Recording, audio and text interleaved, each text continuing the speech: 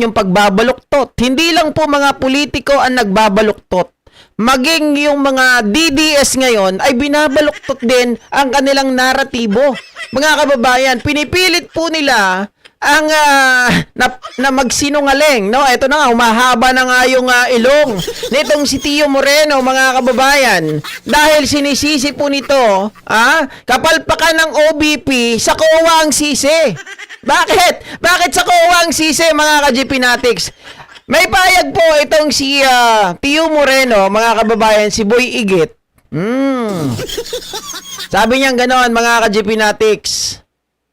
Ano po, ang sabi niya, ayon kay Tio Moreno, hindi umano na-inform ang Office of the Vice President, Office of the Vice President of the Philippines or OVP na na-deny na pala ang appeal nila sa Commission on Audit. Lumabas ang desisyon ng COA noong April 10, 2026. 4 days bago ang hearing. Tapos may isa pang decision na nirelease just 2 days bago ang susunod na hearing kung saan invited sina Jesus Crespin Rimulya at Antonio Trillanes IV. Dahil dito, tingin ni Moreno na posibleng compromise ang COA. Mga kababayan, compromise daw ang COA.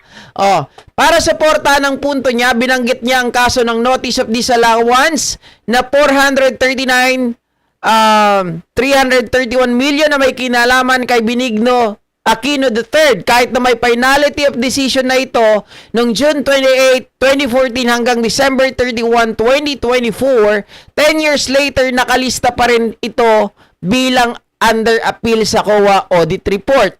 Main point, kinwestiyon niya ang consistency at transparency ng COA. Bakit may mga kaso na mabilis ang galaw habang ang iba umaabot ng dekada na hindi pa nare-resolba. Etong hilig sa atin, etong mali sa ating mga Pilipino. Huwag na tayong bato ng putik, no? Kung kani-kanino. Let's just resolve yung ating sariling problema. Yung problema nung nakaraan administrasyon, problema nila yun eh. Di ba maaring yung COA noon, may negligence sila on their part, mga kababayan, kaya hindi nila nasingil ito. Maaring, bakit pasisingilin to?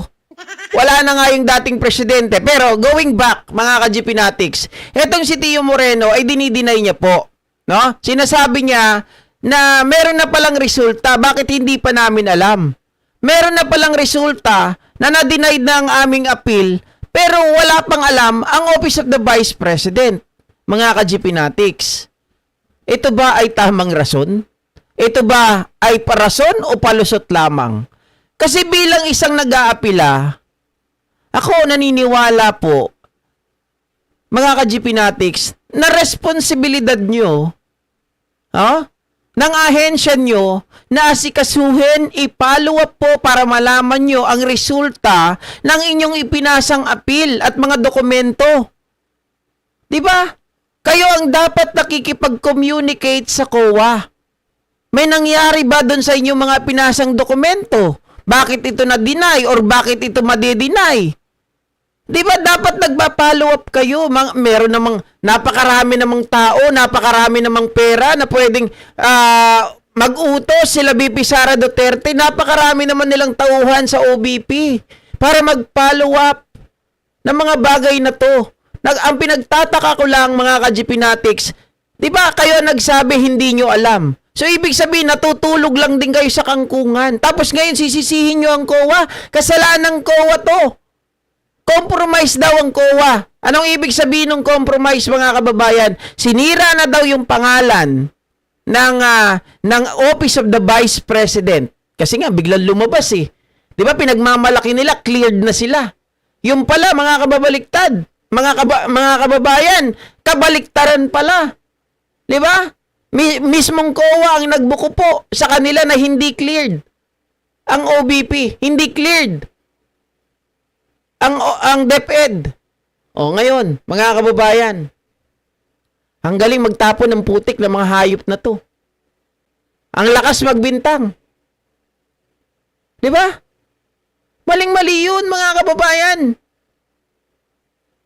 Kasi tayo, maging responsable tayo dapat sa mga aksyon natin.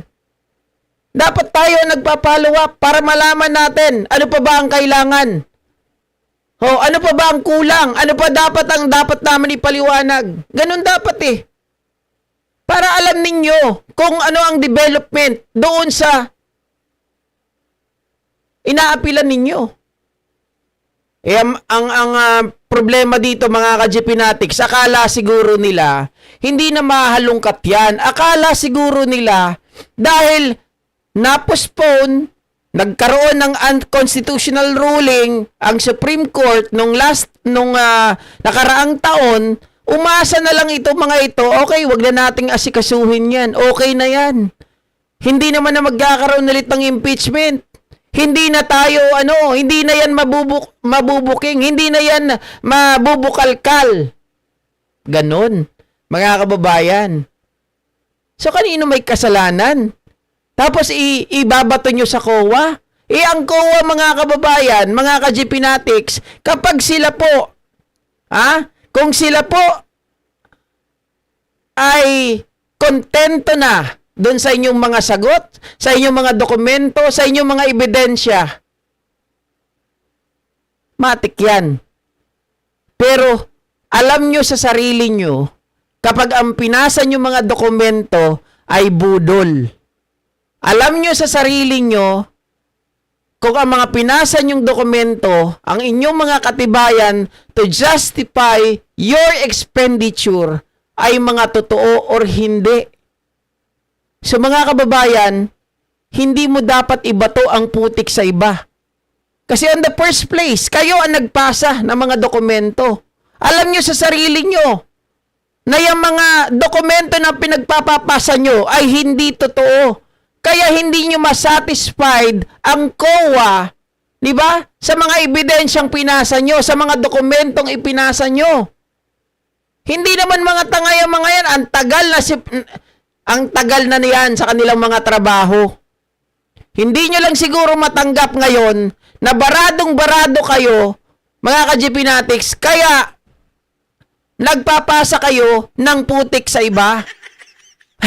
Di ba? Sisisihin nyo pa yung COA. Nakasalanan ng COA to, di man lang pinaalam sa amin. Denied na pala. Aba, mga kababayan, wala ba kayong telepono?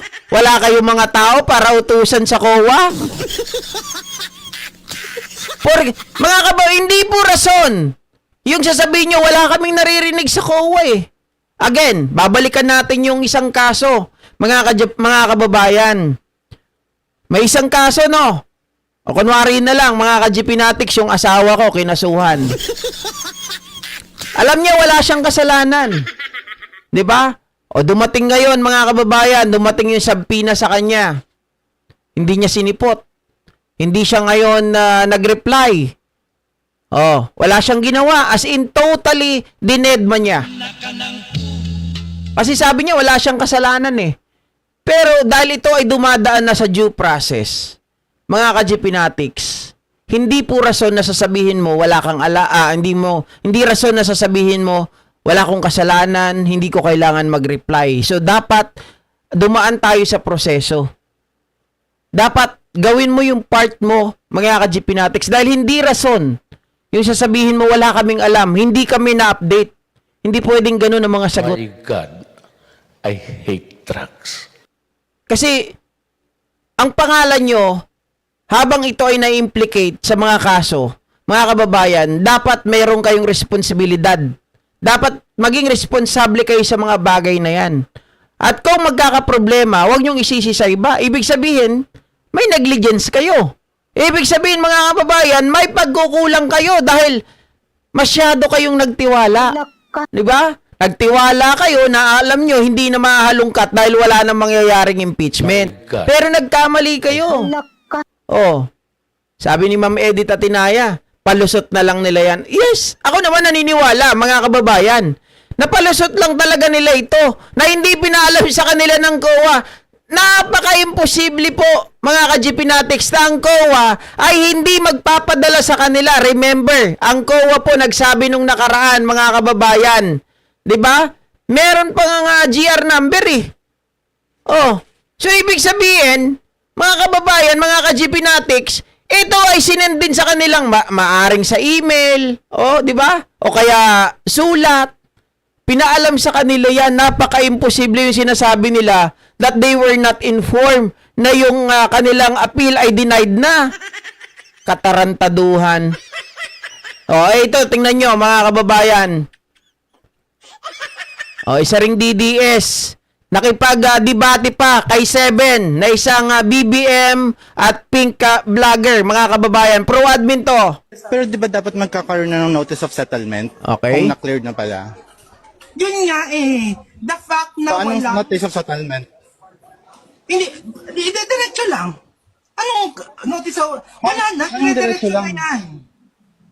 So, bakit? So, cleared na, ganon. Kasi, kung hindi... Hala? So sabi niya mga kababayan, kung wala daw pa notice of settlement, dire-diretso lang daw yun. Yun ang ginawa ninyo, dire-diretso lang. Dire-diretso lang na binaliwala ninyo. 'Di ba? Hindi man lang kayo nag-follow up. Akala nyo clear na, pero totoo niyan, mga kababayan, gusto nyo lang paniwalain ng taong bayan na clear na talaga kayo, pero hindi yan totoo. Anong papasagot ng maayos? Cleared na ba or hindi? Clear na. Cleared Okay, na daw. kung cleared na siya, Kung bakit hindi walang pa clear? nilalabas ang COA na cleared na siya?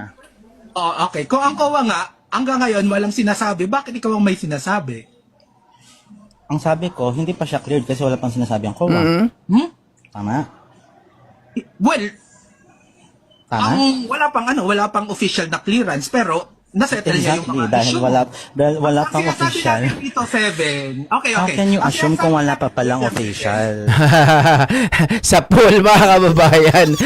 Ano din to mga to no? Wala pa palang official booking na bungay mga ka-GP natin. So paano bakit kayo nag-a-assume? Assuming ka masyado 'Di ba? Ito ay nangyari po right before na magsalita po ang COA, no mga kababayan. Gusto ko lang ipaalala ha, ito pong debate na to ay nangyari po bago po nagsalita ang COA sa impeachment ni Sara Duterte. Kaya nagkakabukingan ngayon kasi talagang pinagpipilitan po mga ka-GPnatics ng mga DDS na cleared na raw itong si Sara Duterte. Pero sabi nga ni Seven, teka lang, wala pa palang notice Paano mo nasabi na cleared na? Ano ka assuming? Pero ina-admit mo, sinabi mo. Problema nyo yun. Problema nyo yun sa 2020. Hindi, wait lang. Ina-admit mo na sinabi mo kanina na wala pang official statement ang COA na cleared na siya. Oo. Okay, edi, there's my Okay, case. ina-admit Tapos mo na tayo din. dun sa... Ina-admit mo. Di ba mga kababayan, tanga lang itong si Kokolokoy? Ini-admit mo Maliwanag na yun ulitin ko Wala pang official statement ang COA na cleared na siya. Okay, edi... Pag walang official statement, mga kababayan, you cannot say and you cannot assume na cleared na kayo. Diba? Hindi pwedeng ganon. Kasi mga kababayan, dapat may official statement, diba? Merong finality, yung report. Sasabihin niya sa inyo ng COA. Hindi pwedeng wala lang, tuloy-tuloy lang, ganon. Katangahan yan, mga kababayan. There's my Okay, case. ina-admit Tapos mo na tayo din. dun sa... Ina-admit mo Basag. din na after nung 6 So, months. guys, hindi pa cleared ha. Wait lang. Sinabi Oo. ni Coco Loco. Okay, wala pang official. Okay, galit kay Coco Loco. Ikaw, meron bang presumption of regularity? Yun ang problema mo. Alam ko yung presumption of regularity. Ano ang Pinipresume mo na presumption of legal. regularity? Pinipresume mo na legal yung proseso ng government na ginagawa nila. Exactly. Exactly. But the thing is, So kung walang problema merong ngayon, notice of kung wala disallowance, nang may problema ngayon problem. after 6 months, Sabi mo, pinipresume natin na regular. Pero ikaw mismo nagsabi na ang notice of disallowance, ang ibig sabihin yan either irregular, presume na regular kung irregular. Okay, My ilang months God. lang? How can you presume na regular kung irregular pala? Sa'yo mismo. Basag na basag, bastos no? Talagang mga kababayan, mga DDS talaga, no? Kahit anong talino, nagiging baliw Siya nagsabi, di ba? Merong presume of irregularity, regularity, mga kababayan. Ngayon, di ba yung notice of disallowance, that's irregularity. Di ba yung paggastos, mga kababayan, hindi po sumunod sa batas. Tapos pinagpipilitan ni Coco Locoy na yun daw proseso ng batas. Ulitin ko yung part na yun. Irregularity. Ano ang Pinopersion na after nung 6 So, months? guys, hindi pa Wait clear lang, ha. wait lang. Sinabi Oo. ni Coco Locoy. Okay, wala pang Okay, official. okay, galing kay Coco Locoy. Ikaw, meron bang presumption of regularity? Presumption of regularity. Yan ang pinagpipilitan nila mga kababayan. So mga assuming nga yung mga hinayupak. Ano ang problema mo? Oo. Alam ko yung presumption of regularity. Ano ang Pinopersion mo na legal. Pinopersion mo na legal yung proseso ng Hindi natin na pwedeng i-presume mga kababayan na regular yung na regular lang na sabihin mo na clear na na wala pang notice ang COA. Mga kababayan, the only moment na sasabihin mo that you were cleared, kapag binigyan na po kayo ng notice, okay, cleared na kayo, okay na kayo, wala na kayong mga kababayan. Kaya nga nagkaroon ng notice of disallowance eh. Ibig sabihin, mga kababayan, there is a irregularity of the process. Oh, tapos ipagpipilitan mo na mga kababayan, normal lang daw yun. Yun daw yung proseso. government na ginagawa nila. Exactly. Exactly. But the thing is, So kung walang problema merong ngayon, notice of kung wala disallowance, yung may problema ngayon problem. after 6 months, Sabi mo, pinipresume natin na regular. Pero ikaw mismo nagsabi na ang notice of disallowance, ang ibig sabihin yan either irregular, irregular, presume na regular kung irregular. Okay, My ilang months God. lang? How can you presume na regular kung irregular pala? Sa'yo mismo nang galing. I-clear ng Huwag mo nang paulit-ulitin. Don't Okay push na, your okay na, luck. okay na, Kokolokoy. Okay na, pride mo na lang yan. Okay na yan, okay na. Basag siya dun mga kababayan. Oo nga, di ba? Paano mo ipipresume na regular kung mayroon nga notice of disallowance? At ang ibig sabihin ng notice of disallowance, mga kababayan, ginamit ito ng irregular. Nang hindi po dumadaan or sumusunod sa joint circular or sa regulasyon na itinakda or safeguard on how to use the confidential funds. Tanga-tanga eh. 'Di ba? Oh. Sir GB, from the word disallowed. 'Di ba tama 'yon? Tayo na nga nag-title niyan, disallowed. Ibig sabihin hindi allow, mga kababayan, yung paggastos. Oh, hindi tama. Tapos pinagpipilitan mo, presume.